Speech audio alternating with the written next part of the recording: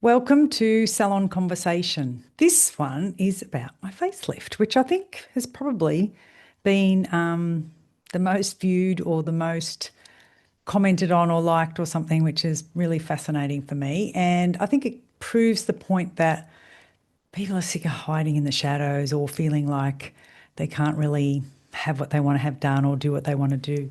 And I was exactly the same. So I thought I'll just go through how I came to have a facelift, how I've got the most asked questions list I wrote down, and how people come to ask me things, and it's been fascinating. So I'm 61, and I had some facelift surgery, I think 7 years ago. And I did it in Australia, and I did it with a cosmetic surgeon who was a chap, well, I think he turned 70 during that time. And that was in Queensland, and he was brilliant. And he did it in his rooms. So he had rooms where he would do, minor surgery, upper, lower eyelids. You can have this bit taken out under your nose, which shortens this bit. Well, I did that with him. And he took away some skin and hoiked it up like that. He did a great job. I was really happy, but I didn't tell anyone because I didn't want anyone to know. And guess what? Nobody knew, right? And of course, I told everybody that I was friends with, look what I did. And I showed them before and after photos. And it wasn't that I didn't want strangers to know, or I didn't want people who I didn't know, like, and trust me to know, because I think maybe it was around the amount of money I've spent and whatever, I don't know, I just wasn't as comfortable in my skin. And I don't have any fear of having a good bit of surgery. Oh, I like a twilight anesthetic. I've never, ever done drugs. I tried cocaine once with a girlfriend, thought it was shit.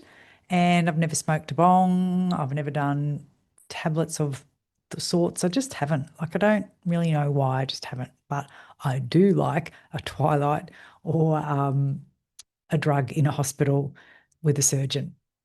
Not scared. Don't know why. I know lots of people go, oh, I'd love to, but I'm so scared. No, it doesn't interest me. I don't know. It doesn't worry me. Sorry. I think that I don't know. I just reckon they know what they're doing, and I know how good the results are. And I would much prefer to do that than have Botox and filler. And that's just my choice. I have had Botox and filler, and I just feel like for me, I could never get it right. Like, it was too much, perfect, and then it's worn off. Bit like the old perm days. You get a perm too curly, and then you think, oh, it's perfect. And guess what? Now it's dropped. And I just feel like for me and only me, I never wanted a face that didn't move. I want a face that moves. And that's it. That's kind of how I work it out. So it makes sense to me that you take a little piece of skin out here and there. My mate says to me, mate, she said that much, take it out. I think I'll piss off. Wait till you're old. You will too, because I know that he will. Anyway, back to the story. So I did that about 7 years ago. And there's a couple of times in a woman's life when you age, and it's around 37 and it's around 59. Apparently, that's the statistics. And that's the big shifts. It's like your eyesight goes at about 50, I think. And there's these really common shifts in our lives which happen. So there you go. I had a nose job when I was 30. I think there's probably a more technical word for it than that. And I was so filled with shame, and I didn't want anyone to know, and people didn't notice. I thought it was life changing. It absolutely helped me to be beautiful, feel beautiful, but it was still working on the outside, weren't we? But I really, like, I was just so happy. I felt like everybody could see my nose. Like, I was walking around with arrows pointing at it, which is really silly. And I know that now, but when I was 30, I didn't. And I always thought I had a big nose, and I never liked it. And I never had my photo taken, and especially not side on. No way would I do that. So when I remember this particular day, which was the last straw for me, was I was waiting in a queue somewhere in a shopping centre, and this lady was running in around me with this little child who was feral. And I said to her, because she ended up jumping in front of me, and I said to her, I didn't say it meanly because I wouldn't. I said, I think I might have been before you. And she turned around and she said to me, you big nose. And I was like, she could have harpooned me in the eye, it would have hurt less. And I came home and I remember saying to my husband, I want to tell you something, but I don't want to tell you because I'm so ashamed. And he said, what? I said, I don't know. I don't know if I want to tell you or not. And he said, just tell me. And I told him the story and what this woman just turned around and said to me. She was pretty feral, let's be honest. So as a child, she was chasing. I think they both need a good wash. Anyway, that's a horrible judgment on my behalf, but I'm just having flashbacks to when I was so savage. And he said, oh my God, he said, you don't realise, do you? He said, she couldn't even find anything wrong with you. Nothing. You're beautiful. And the only thing she could think of off the top of her head, and she just happened to hit a nerve. You're so silly. Didn't believe him. Anyway, just by chance, soon after that, I had a client who used to come into my salon, and guess what? She was an admin person, I think, for a plastic surgeon or cosmetic surgeon. And she said to me, "You could have it changed, if you want to." And right away, I was onto that. Anyway, she said, you have to go to GP and get a referral. And I did and got a referral. And because I had struggled to breathe through one side, I happened to have it done, I don't know, on healthcare or whatever, and it cost me $700 out of pocket. It's the best 700 I ever spent. I was happy. End of story. So that's kind of where I learnt that you can do things and make your appearance different and be really happy. And as a hairdresser, I knew how well people felt when you get the colour right or the haircut's perfect. I knew that. I saw it every day. I gifted that to everybody else. So it made sense that I would gift that to me. So that's kind of where it happened when I was 30. So I wasn't frightened. I thought, let's do something else. So I hadn't done anything for a long, long, long time. I think the next thing I did was I had implants at 40, and I've just recently taken those out. How old was I? 60, I guess. And I had them 17 years. Anyway, I upgraded at the 17-year mark and regretted it terribly. The doctor thought it'd be a good idea to put bigger ones in because it would fill them better and whatever. And Simon thought they were magnificent and I thought they were hideous. And I persevered for about 3 years and then I took them out. And I took those out in Bali, and that's how I found the surgeon.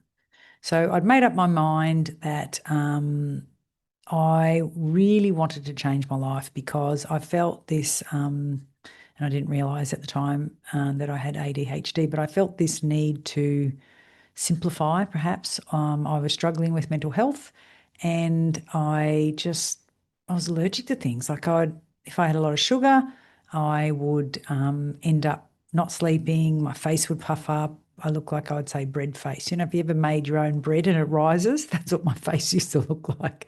I'd look at the mirror the next day and I think, God, you're so puffy. So many things were affecting me food wise, and I just wasn't in a good space. Like, that's the polished version. I was in a shit space. And I think looking back over it, I had given the best part of my life to raising children. And I did such a good job. The little shits grew up and left the nest and don't need me. And I really struggle with that, like, really emotionally struggle with that. Then you add in all the allergies and things. And I just thought, what am I doing? Like, what's my whole purpose? I struggle with menopause. That was another big number. I had a couple of sisters that just kind of slipped through, had no problem. And I had one sister older than me, and she really struggled with menopause. And funnily enough, she's a similar body type to me. She was non-sporting. She had a lovely little waist, whereas the other two were more like less voluptuous than we were, less curvy, those girls, and they were very sporty, those two. But my sister and I were very, and now that I know, it was quite estrogen dominant and we were different and we really struggled with menopause. So that's kind of the backstory of me. If you've not listened to any of my podcasts or blah, blah, blah, that's where I was. So I got to feeling really like I just wasn't coping in a Western world. I really wasn't. I was struggling with all the food choices, and being ADHD, I really struggled to say no to things. And so, all the best intentions go into the supermarket and come out with a lovely loaf of bread that would puff my face up and other food things. And I just struggled. And the time that I felt the best was when I was in Bali, because we don't have all those choices here. And we'd come here for a month. I wrote 3 of my books for my industry here. I just love it. I just really love the simple, just good weather, I don't know, sun goes down at 6 p.m., gets up at 6. It's just a really simple life. And I really love the Balinese people. So I just remembered saying to my partner, Simon, at the time, why don't we live here? Why do we just keep wanting to be here all the time? Why don't we live here? And he said, well, we could. And then that started the journey of me wanting to live in Bali. At about the same time when I was doing EMDR therapy. So that's a way of looking back into your childhood and working about where all these things came from. And I started to realize that all the work I'd been doing on the exterior of me, I hadn't been doing anything on the interior of me. And so I thought that if I just stopped drinking alcohol, because I could set my clock if I went to a industry event and drank and laughed with people for a couple of nights, I'd come home and I'd be in a very depressive state about 4 or 5 days later. And it was just this cycle of alcohol doesn't agree with me, even though I don't drink a lot and I try really hard not to drink, I kept drinking. And I never even drank out socially and made a mess of myself. I was so ashamed of the fact that I couldn't stop drinking, that I did it at home. I'd go out to an event and I didn't drink, and then I'd come home and I'd have 2 glasses and fall asleep. And I got into trouble with my drinking during COVID when one of my adult children ended up in a mental home because he was really struggling with anxiety. He kept having these panic attacks. So I couldn't sleep, couldn't switch my head off, not knowing it was ADHD. So I'd drink a couple of glasses of red wine every night and fall asleep. So that kind of got me into a state of depending on alcohol. And I realized that the food allergies were getting worse and I couldn't have this. And I was always bloated up and God, I could fart like you wouldn't believe. And everything was going wrong. So you're thinking, what's this got to do with the facelift? Well, and if I hadn't have done that work on myself, I wouldn't be telling you this and I wouldn't be having this open, transparent conversation. So I want you to know why I decided to share this conversation with you, because I just think, who cares? My face, I'll do what I fucking want. And I remember listening to Cher once. She said, if I want to have my breasts put on my back, I will. They're my breasts and they're my back.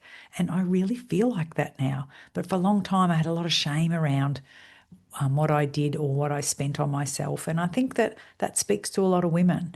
And now I don't care. I really don't care what you think. If you're listening to this, it's because you have a curiosity and you might be interested in doing something. But I also want you to know that I've done the work on myself. And you can't fix the outside of you if you're not happy with the inside of you. I really think that's the truth. And I'm not saying you have to have a facelift and go around and tell everybody like I do, because I'm a yucky yak person anyway. But I just think you have to think about how much convincing do you need to do of a partner, of a girlfriend, of a sister, of a mum, and just do what you want to do, girls, boys, do what you want to do, right? So when I thought about having it done again, I thought, well, now I live in Bali. And I thought it makes sense to do things in Bali. So I found a GP in Bali, I found a dentist in Bali, and I thought, I wonder if I can find a surgeon in Bali. Now, I hadn't really given much thought about it, but when I had my implants out, um, I think that was about the time, yeah, it was, I think it was about the time where there was a surgeon in Australia who was doing lots of things on TikTok. His name escapes me. I wouldn't tell you if I knew it anyway, but he ended up really making a mess of cosmetic surgeon privileges. And so the government took them off them. And now you can't have a facelift in a room like I did because you have to have it in hospital. And that's made the cost of it a lot higher. And it stopped doctors who do a side section of cosmetic surgery from doing all these things, which is fair enough, right? So I couldn't have had that, what I've had done now with that doctor in Queensland, because you can't, not allowed to. You'd have to go into surgery. So back then, I think I paid about 6,000, but now you'd pay, I reckon, close to 20, to be honest. And I didn't do eyelids and that at that time. I did those separately. So I wasn't a person who wanted to do it all at once anyway. I just thought I'd rather just do that little bit. So when he did it, he just lifted it up, but he didn't pull the muscle in. That's called deep plane. And he didn't pull the muscle in because I don't think I needed it all those years ago. And I didn't have my under lip done and I didn't have my eyelids done. I had that done at another time. So I kind of sprinkled them out over the few years. Not because I don't know why I sprinkled them out. Actually, don't know. I think I needed them then. He did my eyelids for me at another time. So I've kind of been dabbling a bit. So that's why I think if I had what I had done here now at home, from my understanding, it's about 30,000, right? Now I paid half, right?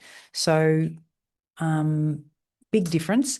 But like a lot of things, you pay half for your food. You pay exactly the same for your coffee here, but you pay about half for your food. You pay as much, if not more, for accommodation. So some things are more expensive and some things are less. But I didn't go into looking for a surgeon here thinking it'll be cheap. I just thought, well, I don't want to go home to Australia and have it done while I'm in Australia because I'll be visiting friends and family. And I just think I'd rather do it here in my own private time. I had a feeling it'd be less, but that wasn't my number one reason.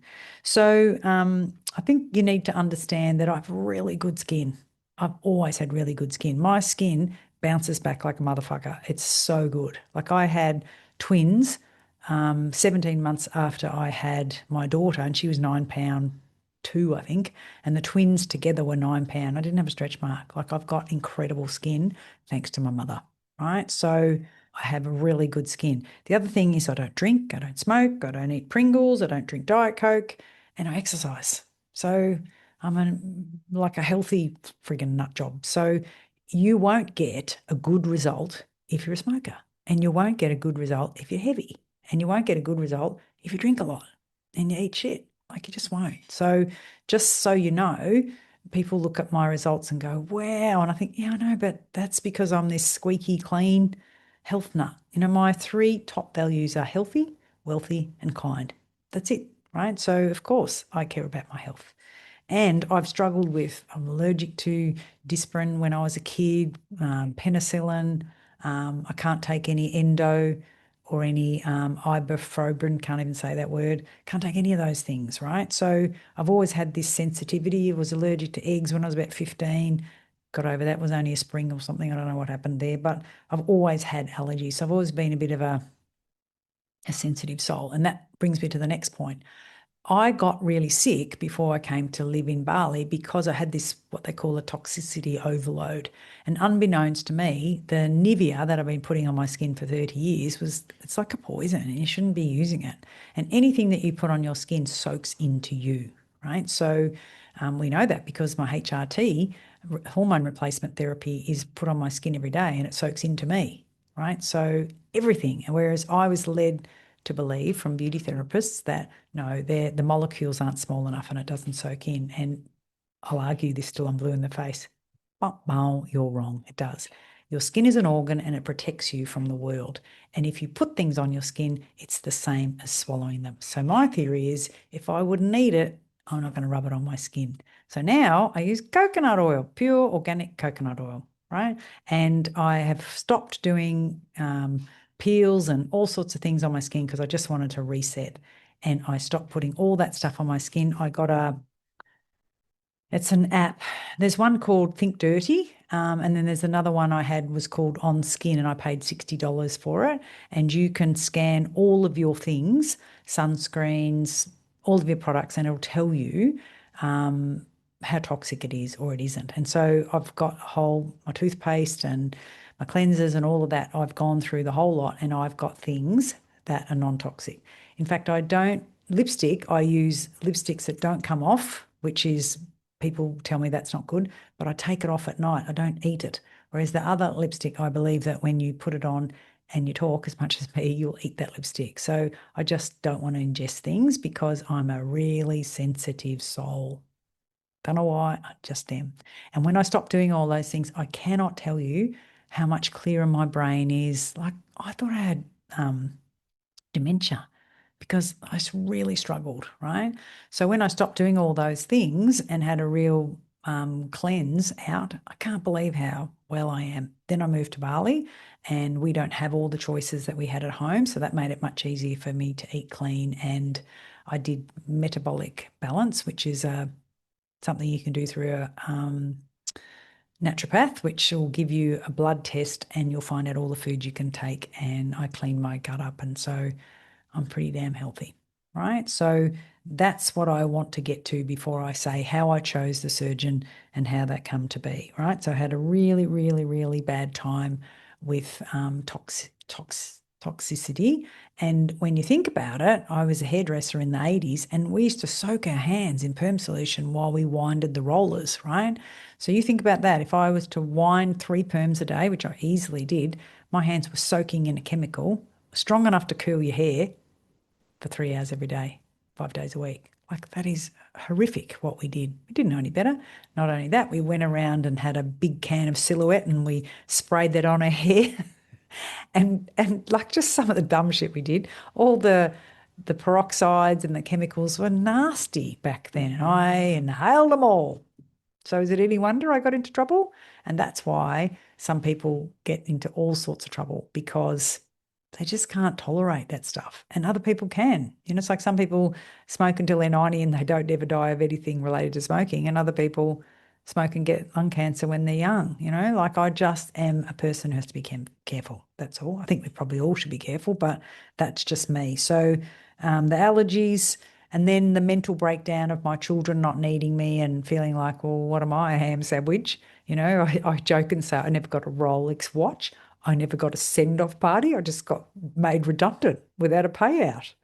The kids just roll their eyes. And friends who've got kids that are really needy, they go, you know what? That's the prize. Your kids don't need you. It's the prize, girl. And I think, yeah, I know, but I spent my whole life raising those little shits.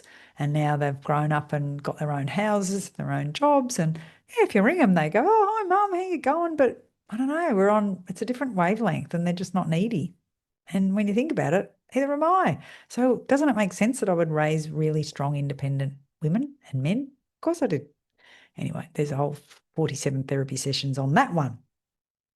So I decided that I felt like this bit under here was quite, like, it was sort of straight, it didn't go back and then down. And I think that's one of the things that makes you feel old. You think, oh, what's her with the turkey gobbler thing? And it was kind of more prominent on one side. And I just didn't like it. Didn't like it. And so quite often, because I do this for a living, I'm on the camera, I'm thinking, oh, God, have a look at you today. And I used to say things like that, which is really mean. I shouldn't say it. But I'm much more happier on camera now because I think, yeah, look good. I actually look how I feel. I feel great. I feel like I don't feel 61 and old. I probably feel, I don't know, 50 or something. And now I feel like I look 50. So it kind of matches to me.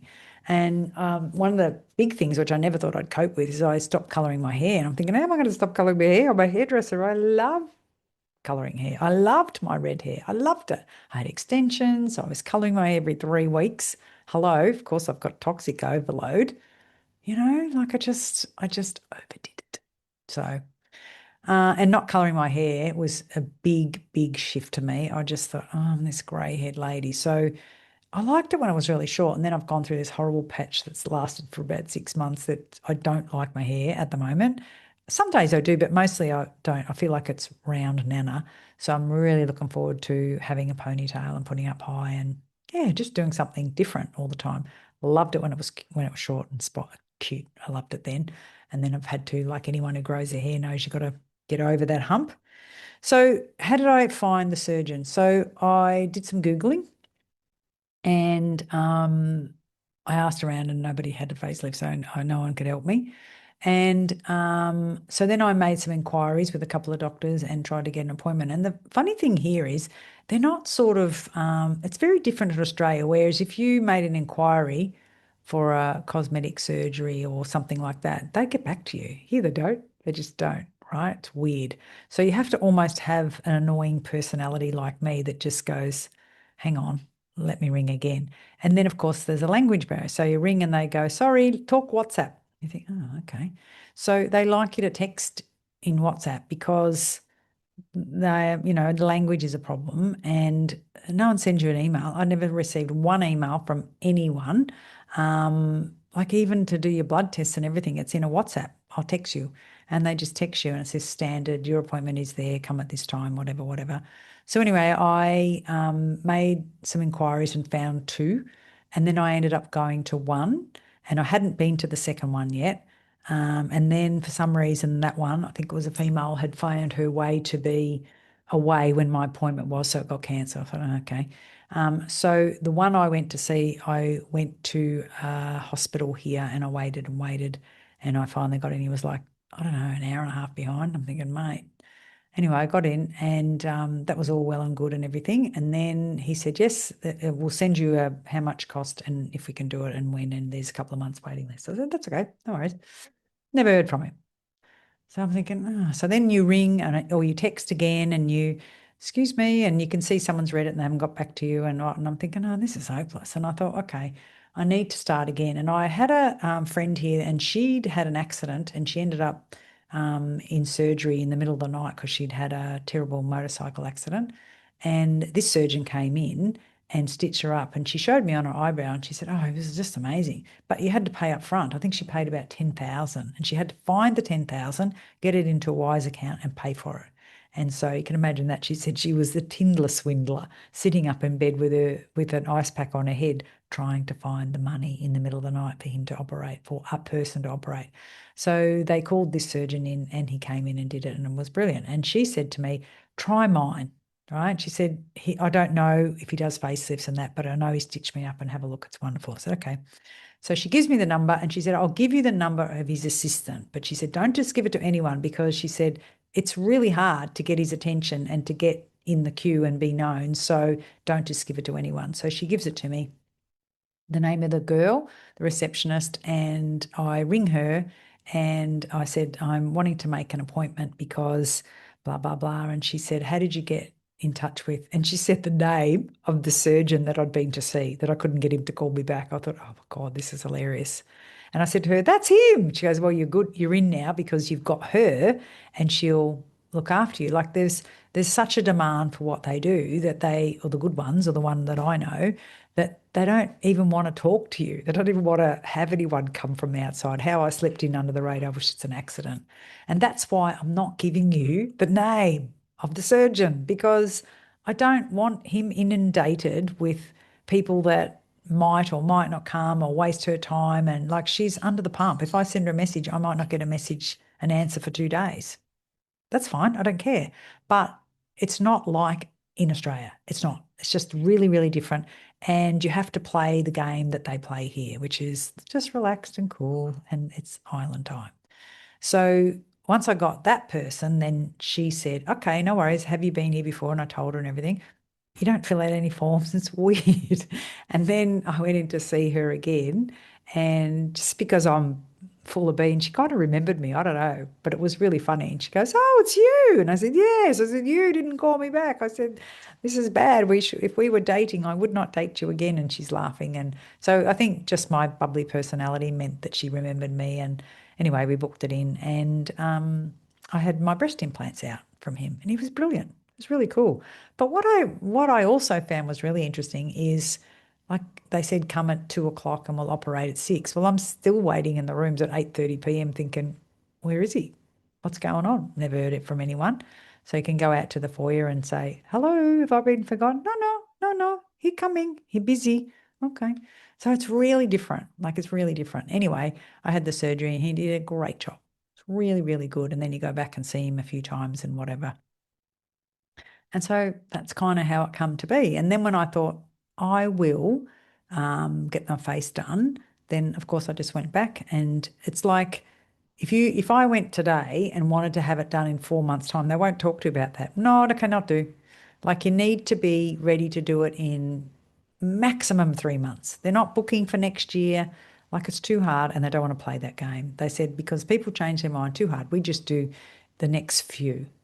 And what I did was I went back and I asked them, I said, look, I have had such a response. I am keen to think about if I could help maybe 2 women a month have a facelift or their breast implants taken out, or probably not putting in because I can get that done in Australia, but something that I think is his strength. Now I've had both of those done, so I can 100% vouch. I know what that experience is like, so I'm happy to do that. I had a tummy tuck in Australia by a surgeon, and my scar is terrible.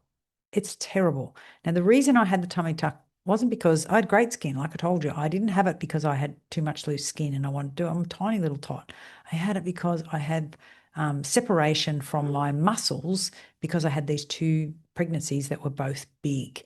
And I've always had a sway in my back, and I have worked hard in the gym later in life. I didn't go into the gym till I was 53, but I'd always had this separation. So if I had laid on my back and put my fingers like push them into my belly button and sat up, my muscles come around my fingers. Like it was huge. He said, wow, like it was, I don't know, 3 point something centimeters. It was a really big separation, especially for such a little person.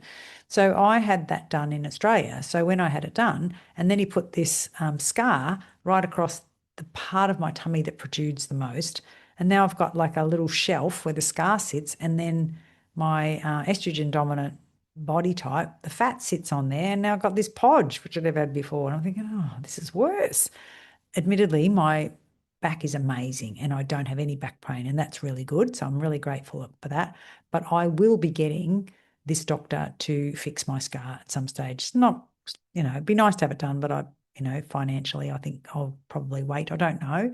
But if I have that done and I'm really happy, then I'll put that to the list. But at the moment, I'm happy to have your implants taken out and your breasts reduced, as in take away the loose skin. And I'm happy to do facelifts because I've had it done and I know what the result is.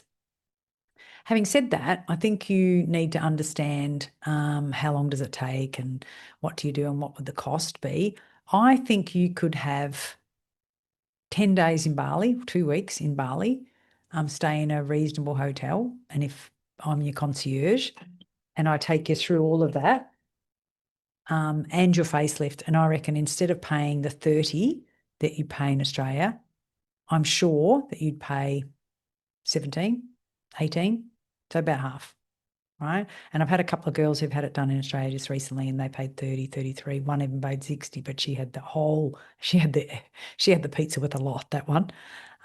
So I reckon that's about what you'd pay. Depending on, what you do, you might not do deep plane, you might do eyelids, and you might do upper lip. And if you did that, then of course they add up. So that's kind of about the cost.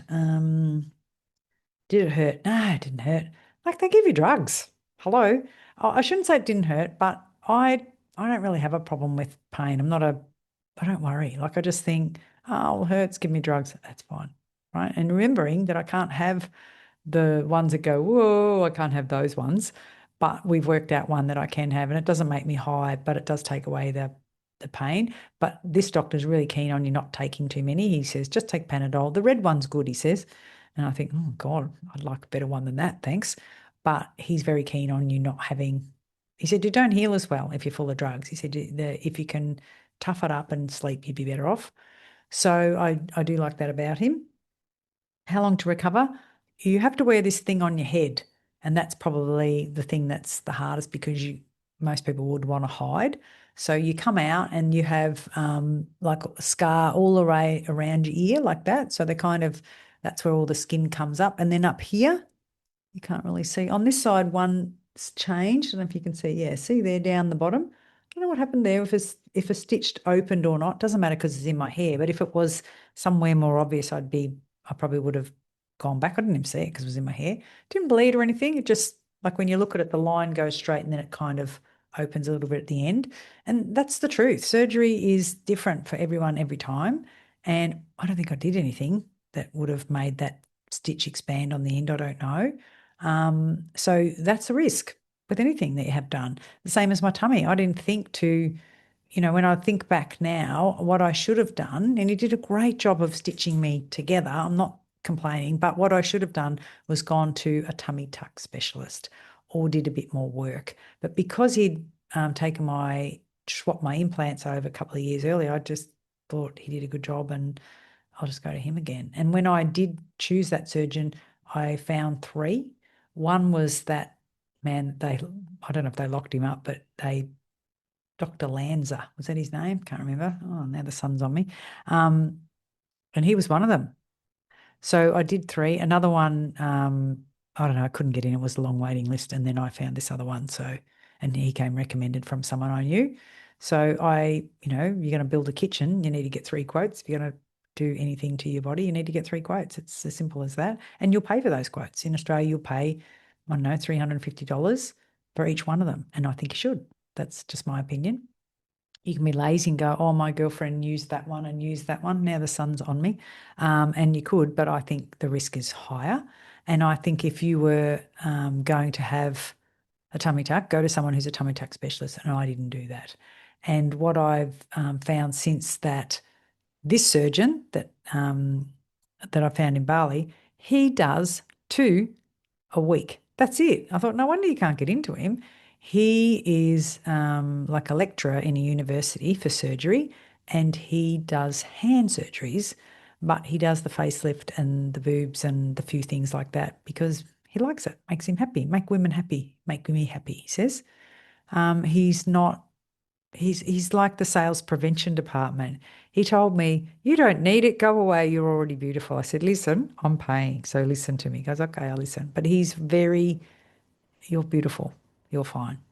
I remember when I first had my implants, he said, who put them in? They're so big. That's not good. You're so tiny. They're so big. He thought it was really, really stupid. And I thought, yeah, it was. I don't know what I was thinking. And he showed me this photo. I've never seen it since, but I'm drugged high. And he goes, look at now. And I'm all bandaged up, so of course you can't see them. And he showed me this photo of me lying like in a morgue with the big implants. And then he's got another one. I fix them real good, he said. I said, oh, good. Thank you. Hi, Zakai. He's such a character. So I don't know. I just have this opinion that it'll work out. And I know some people don't, but I just do. I've always had a really good sense of a gut feeling or intuition. The only time I haven't is when I was really in a bad place from menopause and, empty nesting, and I don't know, I just was in a shit place and I couldn't, my radar was way off. But for the most part, I just live a joyful life thinking everything's going to work out. And it does. I don't know how it does.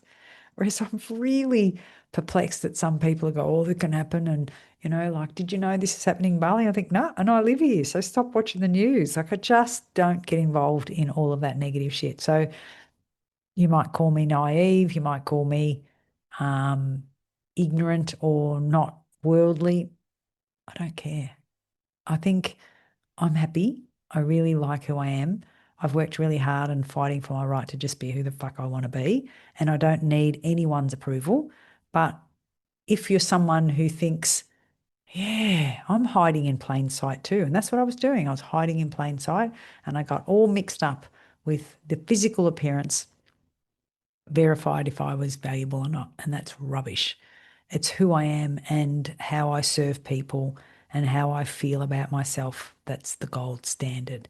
And if I want to polish my veranda or, I don't know, do whatever I want, I'm going to do it because I actually love myself. The same as a person who's house proud, they tidy up the garden and they polish their car and they love things to be nice. And of course, some of them go over the top. That's fine. They can. But I get a real joy out of doing jobs around the house and make my house really lovely and nesty. And I get the same joy when I do things for me, like when I get a new pair of glasses or when I have a facial or when I buy new clothes. I get this same joy. And I'm not buying the clothes because I want you to say, oh, you look good, Lise. I'm not. I'm buying them because I feel good in them. And so at the core of why I had a facelift is because I don't think I look like that. And people said, oh, I never saw you I didn't see you, like that's a big difference. Or when they're trying to say nicely, fuck, you looked old in the before photo. They don't say it because they're polite. But I thought, yeah, but I never stood still long enough for anyone to take a photo of me. And I'm always talking, let's be honest. So yeah, but when I looked at myself in the mirror, when I'm washing off my face and when I'm hopping into bed or when I get up in the morning, I think, oh, what's going on here, Lise? And I know that you can have that removed. So wasn't painful, no. Stayed in the hospital one night. I almost stayed 2 actually because Simon was going to be home. He was flying back from Australia and he didn't know if he'd be home that night. And I didn't want to go home to an empty house because you're sore and you're irritable and you can't be bothered opening the fridge and getting something out, but you're hungry and you want your tablets, but you don't know where they are. And so that's why if I was to take two girls. I think I could take two girls together, and you might know each other or not, but one would be operated on a Tuesday and the other one would be a Thursday. And we would get a villa and I would stay with you the whole time. Like I'd sleep overnight until you are well enough to sleep all through. Lying down is a problem. So I'd get you a recliner chair. You can hire them here so you can sit up, because that's a big part of you getting rest. And I'd say, here's your breakfast. And I'd say, here's your lunch. And I'd say, here's your dinner and here's your tablets. And I just look after you because you're miserable. But you're not that miserable that you can't watch Netflix, and you're not that miserable that you can't have fun or enjoy yourself. But if he operated you on, I don't know, maybe it's a Tuesday, you would go back and see him again on the Thursday because he'd be back in there. And then if you're operated on the Thursday, you go back and see him on either the Saturday or the Tuesday. And then he'd just take off your first bandages and put on the rest. And then he'd put this, it's like a strap, a jockey strap that fits on your head, and it just sort of keeps you all together. And then you'd have to wear that for another week, and then you'd go back. So it's probably a week and 2 days now, and then you'll take your stitches out. I was a bit worried about that, but I took a couple of Panadols and it was fine. I just kept telling me, it doesn't hurt. It doesn't hurt. It doesn't hurt at all. This doesn't hurt at all. I have this little thing that I do when I have something done. I just keep telling myself it doesn't hurt, and it doesn't. And then you go, oh, fuck, that hurt. Every now and again, one gets through. But if you breathe through it, and I would be there and I'd hold your hand so that distract you, like the nurse was doing this tapping on me so that I was just feeling her tapping and not so much him pulling at my stitches. And that's it. And then you kept the bandage on my head for another week, morning, noon, and night. I was savage about that bandage. I'm so savage. I'm actually allergic to all sticky tape. So any tape that adheres to your skin, I get this horrific rash, and that's worse than any surgery. And he knew that, so he didn't put any of that on me. I don't know if he would anyway. But the irritation of this nylon headdress was doing my head in, so I filled it up with soft cotton, like in hankies and things, so it wasn't touching my skin. But let me tell you, I was pleased to get that thing off. Interesting enough, my girlfriend who had the surgery in Australia, she had deep plain everywhere, so that's her muscles on her cheeks. She even had it on her thin. Fascinating what she had done. And she washed her hair in the hospital. They washed it for her. I was very impressed because they gave her Kevin Murphy shampoo to take home. I thought that was pretty cool. And beauty therapists won't get that, but hairdressers do. And they washed her hair, whereas he told me I couldn't wash my hair for 2 weeks. And she didn't wear anything. She didn't wear any garment to hold her head and everything together, yet he's really big on you wearing it. And he said you'll need to wear it every night to sleep for the next month. We can imagine that didn't happen, because when I found out that my girlfriend didn't, I thought, get out of here. It was so bad, that thing. I used to put it on and then get angry. But that's not his recommendation. His recommendation is you need to wear that every night for a month. So I did wear it every day for 2 full weeks. And that's probably the biggest challenge, because when you go somewhere, you got this thing on and they think you've had, I don't know what they think you had. And I just tell them I had a facelift. And so I went to visit places and people, and they look at me and they go, yeah, surgery. And they go, oh, okay, no worries. I didn't tell them, hey, I had a facelift, because I felt I was old as fuck. I never said that. I just said, yeah, operation. Okay, hope you get better soon. That's it. Like, once you get over that, and some people would be really uncomfortable and never go anywhere. I couldn't care less. I think, what does it matter? No one's looking at me. It's always my saying. No one's looking at me. They're so busy looking at themselves, aren't we? So that's probably the trickiest bit. And then you can go back again after the stitches come out. You don't have to go back, but you could if you wanted to, but you don't have to. And then, so that means you could go home. So you have to be here 2 days before, and they do a chest x-ray, full bloods, and an ECG to make sure you're healthy enough. And if you're over 65, there's extra tests that you do. That's the government here that makes you do that. So you have to do those. So let's say your surgery is on the 7th, you would have to be here and do that on the 5th, and that would be when you first meet the surgeon. And if I'm taking you through it, I'm going to collect your photos and tell him what you want, get a costing for you while you're in Australia. He doesn't want to do Zoom. No, won't do it. But he said he'd do it this way for me. So if you landed, you'd have to be here on the 5th. You'd see him. You'd have to be here and see him on the 5th and have your tests. And if you passed, you'd have your surgery on the 7th. And then a week after that, so let's say the 17th, you would have your stitches out, or maybe if the day didn't suit him, it might be, instead of 7 days, it might be 9, then you can go home. So yeah, you'd wear the thing on the plane on the way home, and you'd continue to wear it. Like, you'd have to have a chat to yourself about, no one's looking at me, whatever. And so all I did was wear a cap, and I just wore that, and I was fine. And really, I think about day 4, it didn't hurt at all. I stopped taking all Panadol, and any of those things. They give you an antibiotic to take and a vitamin, and something that your blood doesn't thin or make it thick, or I don't know, or something about your blood. And that's about it, I think. It's pretty non-eventful, actually. And I wasn't going to tell anyone. And then I thought, why? I just had this real epiphany one day, and I thought, why are you hiding it for? Like, why do you feel the need to hide it? Because I did all my filming and all my podcasts and everything. I did them all up before I went in. And then I thought, I'm sitting around doing nothing. And I had 3 weeks off work. I got people to present to my salon owners and that. And then I thought, the first week I thought, oh, I can't be bothered with anyone, but I wasn't sick. And then the next week I thought, oh, this is really cool. So I just got heaps of work done, because I didn't have to have my regular client appointments and stuff, because my diary was cleared. So it was really nice actually to have a holiday. And then I just did the work things that I loved. So yeah, it's good. So that's all. I don't know if I can put some images of before and after. I'll take some photos of behind my ear. Everybody's different. Some people have a scar that's just outside your hairline. I asked him, could I not have that? And he said, well, depends. And then he did a bit of a pull here and a pull there, and he goes, yeah, you could. And some people have a line down here, which I didn't want, because I want to put my hair up. But I just thought, oh, it doesn't matter, because it'll heal and disappear anyway. But I noticed I didn't have that. So my line goes like up here, down and around my ear, and right around and to the back, and sort of down, but it's not anywhere down there. So I guess everyone's made differently. Oh, this is the other thing.